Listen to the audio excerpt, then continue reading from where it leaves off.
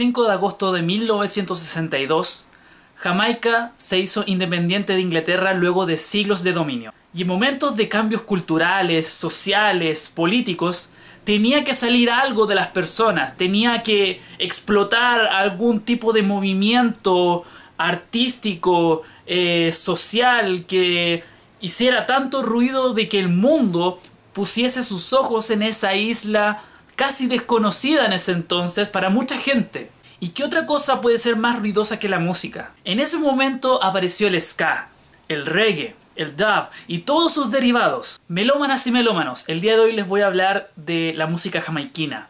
Así como el movimiento krautrock en Alemania demostró de que no toda la música que usted escucha proviene de los Estados Unidos y de Inglaterra, que ellos, claro, son muy talentosos y han hecho gran música, muy bella y muy buena que consumimos diariamente, pero no hay que olvidar la música hecha en otro tipo de lugares. Lo interesante es que cada estilo, a medida que avanzaba, ahí aparecía otro, los más antiguos iban mutando o se iban desarrollando hacia otros géneros. Si bien conocemos a Bob Marley, que es como la definición, es el personaje por antonomasia de la música reggae, y últimamente se está escuchando mucho a Cultura Profética, saca, aprende y sorprende. Y en su momento Gonguana fue bastante popular aquí en Chile. Verde, amarillo y rojo. Y bien, existe un sinfín de músicos que han sido conocidos a través del tiempo por la música reggae o el ska. Así que para que no nos perdamos vamos a ir en orden de aparición histórica. Primero el ska, luego el reggae, luego el dub, etc. Hablaremos de su origen histórico,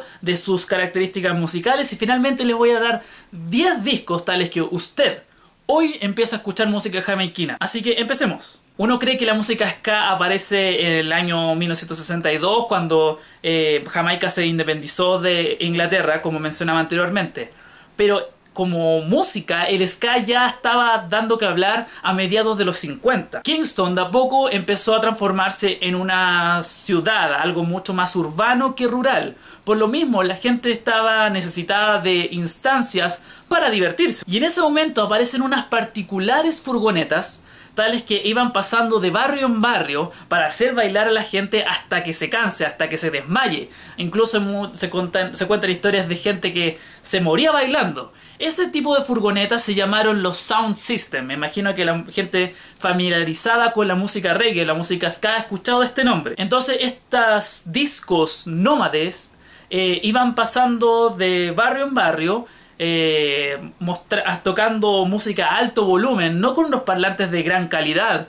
Solamente querían mostrar música que fuese exclusiva. Por lo mismo, existían bastantes rencillas entre distintas sound systems para hacer la más exclusiva de todas. Y hay ciertas formas más agresivas que otras. Por ejemplo, existían unos llamados Dance Crashers, que eran como una especie de matones que iban a apalear y a destruir sound systems de otros. Y otra forma que utilizaban, yo creo que un poco más sana, es que le quitaban las etiquetas a los discos, de manera que nadie pudiera saber qué canción y de quién era el nombre del artista que estaba sonando. Y la manera más interesante de todas, que fue lo que originó el ska, fue que le pedían a viejos músicos de jazz tocar canciones de rhythm and blues antiguas. Y ellos, en cierta forma, hicieron una especie de mutación. Y Prince Buster le pidió a su guitarrista que hiciera la música de una manera mucho más percutiva, fijándose en los tiempos pares. Entonces ahí viene el típico ritmo del ska que ya hemos escuchado, que es el típico check, check, check, check, check, check. Si bien las primeras grabaciones de ska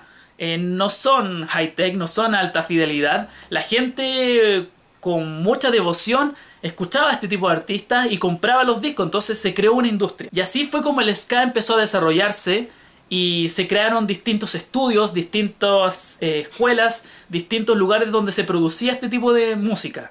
Así fue como lugares como Studio One, que es conocido por ser el Motown de la música jamaiquina. Motown, para quien no conoce Motown, es como la meca de toda la música soul de los años 70. Bueno, aquí Studio One era la meca de la música jamaiquina, donde todos los artistas iban allá a grabar su disco. Y también se empezaron a crear academias musicales, porque claro, un chico pobre en una ciudad como Kingston no tenía mucha educación musical. Entonces se crearon estas academias para que los jóvenes tuviesen oportunidades de crear una carrera musical. Y los hijos insignes de la Academia Alpha fueron los famosos Skatalites. Y ellos obviamente fueron toda una revolución y es una banda obligada para poder entender la música ska. Y otros que no quisieron quedarse en Jamaica fueron a Inglaterra a probar suerte. Y así fue como se produjo este clash cultural entre los ingleses y los jamaiquinos. Por lo mismo, la música punk está muy influenciada por el reggae, o combinarlo con el ska, o empezaron a salir diferentes bandas como The Specials o The Selectors. Fue por esta misma razón, porque jamaiquinos se iban a Inglaterra a probar suerte y los ingleses empezaron a escuchar música reggae o ska. Y paralelamente en Jamaica los jóvenes ya estaban aburridos un poco del ska, querían algo mucho más juvenil. No querían tanta big band, querían una banda un poco más consolidada. Y así fue como en los años 60 aparecieron los famosos Rude Boys, que eran estos chicos malos, rudos, que iban a las discos a llevarse a las chicas y le pedían a los músicos que tocaran un poco más lento. Ellos bailaban el ska de una manera mucho más lenta y con mayor énfasis en el bajo. Y así apareció lo que se le llamó el rocksteady. El rocksteady, yo diría que es, para que se entienda, es la transición entre el ska y el reggae. Entonces, una banda muy representativa del rocksteady es Toots and the Maytals. Tú cuando escuchas Toots and the Maytals no estás seguro si es 100% ska o 100% reggae, es una combinación. Y como decía, la diferencia va en las líneas de bajo. El bajo obtiene mayor protagonismo, tiene más libertad al ser más lento de poder crear sus propias líneas. Y eso es clave para poder entender lo que viene después con el reggae y el dub. Y lo más increíble de todo, que aunque era más lento, al oído parece ser más rápido. Y las letras no eran tan sociales, eran mucho más románticas, era más juvenil. Entonces, bueno, esto fue toda una revolución, el rocksteady, pero ya ha pasado un año y medio, ya está pasando ya de moda y ya se necesitaba una nueva visión musical. La música se consolidó aún más, las letras volvieron a ser mucho más sociales, porque las condiciones en Jamaica estaban bastante malas, y así fue como apareció la música reggae como conocemos. Músicos como Desmond Dekker empezaba a crear mucha popularidad, artistas como Bob Marley recién empezaba a crear sus primeros pasos, y mientras tanto en otros países como en Inglaterra se desarrolló un reggae bastante fuerte, pero era muy influenciado por la música blanca, o sea, era muy pop, para que se entienda. Entonces esto a los jamaiquinos no les caía muy bien, porque sentía que se perdía ese sonido originario de Jamaica al ser tan procesado en un estudio, al ser tan meloso. Y al mismo Marley los jamaiquinos no le tenían mucha buena. Es más, Marley después de que murió empezó a ser un símbolo en Jamaica. Antes no lo pescaban mucho, le tenían bastante bronca. ¿Y por qué a Marley no le costó tanto entrar en su propio país? Porque justamente cuando ya el reggae estaba bastante fuerte en Inglaterra, en otros países del mundo, con este nuevo sonido, ya en Jamaica querían otro sonido. Ya querían progresar. Lo interesante es que ellos como que están muy ansiosos de seguir avanzando con la música y querer cosas distintas. Y así fue como los DJs empezaron a darse cuenta de que los singles traían la canción con su coro, la letra y todo eso, y al otro lado venía una especie de karaoke, una canción, la misma canción, pero sin la letra. Entonces, ¿qué hicieron ellos? Ellos empezaron a improvisar como poesía a esta música y le agregaban distintos efectos como reverb, eco, a su propia voz y a la propia música. Entonces esto a la gente le empezó a gustar. Empezaron a estar de moda este tipo de versiones de los DJs de estas canciones reggae.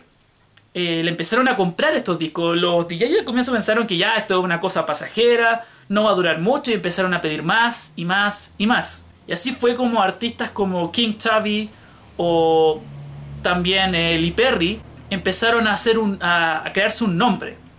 Y así fue como nació la música dub, que es mi género favorito de toda la música jamaiquina. Y en esencia era poesía, al comienzo era como más juego, era como más lúdico. Era como el DJ diciendo, bueno, estamos aquí en esta radio, bla bla bla bla.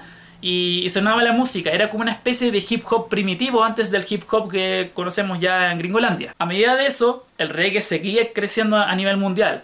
Le obligaron a Eric Clapton a crear una versión de I Shot the Sheriff de Bob Marley, lo cual es bastante paradójico, un artista inglés creando música jamaiquina. Los jamaiquinos dicen estos son un poco masoquistas de hacer nuestra música a su versión. Ya llegando a los 80, la música dub, la música reggae ya estaba pasando de moda, ya querían algo nuevo, otra vez.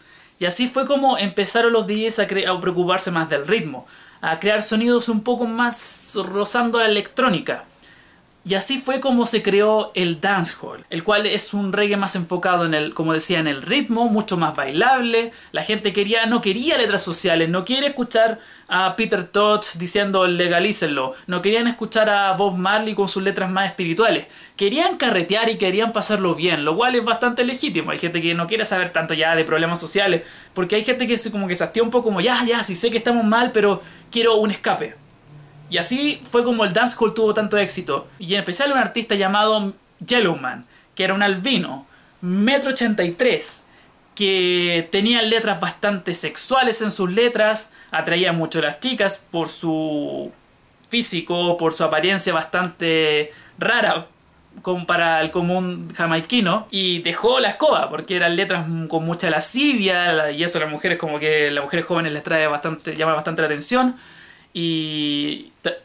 También a la misma gente de afuera le trajo esta música, así como también lo fue el ragamuffin, que también es, yo diría que es casi hermano del dancehall. Profesor, Dime. ¿el reggaetón es jamaiquino? No, no es jamaiquino, es de Panamá. Entonces, ¿por qué el reggaetón tiene reggae en su nombre? Porque efectivamente existen raíces del reggae en el reggaetón.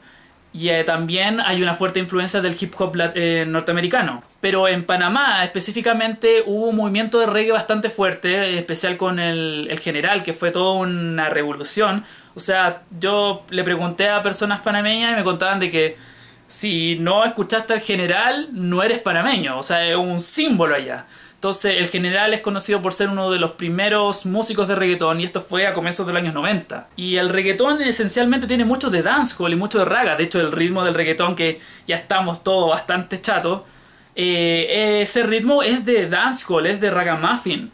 Pero obviamente la música está tratada mucho más melódica, tiene coros más pegajosos, mucho más tratado con el pop. Pero por eso a la gente en común el reggaetón es bastante atractivo. Porque si tú le muestras una canción dancehall o una canción ragamuffin, para el fanático del reggaetón, tal vez le guste, pero le va a parecer bastante raro. Gracias. De nada. Bien, finalmente el reggae, ya con toda esta revolución de estilos, de música, combinaciones, igual no olvidaron su pasado. Marley obtuvo el sitial que merecía. Lamentablemente en Jamaica, solamente después que murió empezó a ser más respetado, y también los jóvenes empezaron a rescatar a los primeros músicos y se creó lo que se llamó The New Roots Reggae, que es como el nuevo movimiento de músicos reggae pero respetando el pasado. Y hay combinaciones de dancehall con hip hop, o reggae con dub, o electrónica con dub, músicos de afuera que invitan a músicos reggae. Por ejemplo, está el caso de Massive Attack, que hizo el disco No Protection con Mad Professor, que es un disco de dub, una versión es dub de su disco Protection. Entonces la música jamaiquina ya está en el ADN de todo el mundo.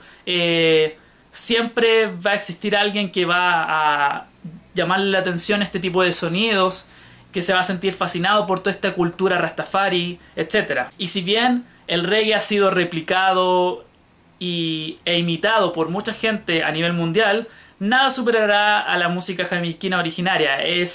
Cuando escuchas a los músicos jamaiquinos, dan cátedra, sin lugar a dudas. Así que le voy a dejar 10 discos fundamentales para que empieces a escuchar desde ya toda esta evolución de la música reggae que ya he mencionado. En el primer lugar pondré a The Harder They Come, que es de una película del mismo nombre de Jimmy Cliff, que tiene un sinfín de artistas, de Toots and the Maytals, el mismo Jimmy Cliff, entre otros.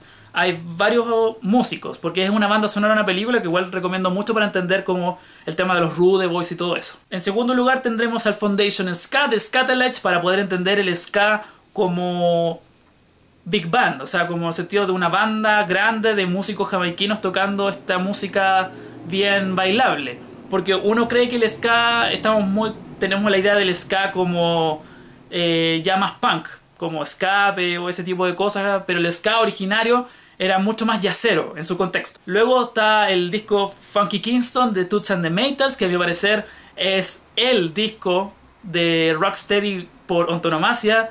Es un gran disco, a mí me gusta muchísimo, lo escuchaba ayer, es muy entretenido, muy agradable. Después, obviamente, no me perdonaría desde el otro lado Bob Marley si no lo pongo en la lista. El disco Exodus es un clásico, o sea, yo diría donde Marley muestra toda su capacidad en un 100%. Buenos arreglos, solos extendidos, es muy buenas letras, muy críticas. Es, yo diría, de los mejores discos de Bob Marley sin lugar a dudas. También tenemos Peter Tosh, que no hay que dejarlo de lado, siento que es una pieza fundamental para poder entender el reggae en general, también por las letras sociales. Cuando Johnny Rotten fue a Jamaica, el músico que le llamó la atención fue Peter Tosh, sin lugar a dudas. Seguimos por el proceso del dub, con Lee Scratch Perry and the Upsetters, Super Ape, el mejor disco de dub de toda la historia. Si quieres escuchar el verdadero dub, es ese álbum. Y también otro de dub, King Tubby Meets the Rockers of Town de King Tubby. Él es otro símbolo de la música dub, quien hizo colaboraciones con muchos músicos como Augustus Pablo, que también es otro músico de dub. También agregué a Linton Kwesi Johnson con el disco Bass Culture. ¿Por qué puse este álbum? Es dub, música dub, reggae, pero aquí hay mucho énfasis en la poesía misma. Entonces, como dub con poesía, lo cual hace, para los que son fanáticos del hip hop, les puede gustar bastante. Seguimos con Mr. Yellowman, de Yellowman, este hombre de 1,80 m que llamó bastante la atención de las mujeres con este nuevo ritmo llamado dancehall. Y finalmente nos vamos a poner Barrio Fino de Daddy Yankee. Es broma, cayeron. No, voy a poner a Buju Banton con Till Shiloh, que es uno de los discos claves de los 90 para entender el sonido del ragamuffin con el dancehall. Eso, melómanas y melómanos, espero que les haya gustado esta charla sobre la música jamaiquina. Una música que siempre tenemos como la idea de que no, eso es música para marihuaneros, qué sé yo, para volados, pero es una música muy agradable, muy interesante, con muchos movimientos musicales. Los músicos jamaiquinos son muy talentosos. Y una música que a mí me atrajo mucho cuando empecé a escuchar música de otros estilos. Si hay algún disco de reggae o de dub que quisieran recomendar, por favor, está abierto el foro para que escriban. No se olviden suscribirse al canal, seguirme en las redes sociales. Es tan fácil como poner en Facebook, en Twitter, en Instagram, El Profesor Rayado. Así que eso, nos estaremos viendo en nueva ocasión. Que estén bien.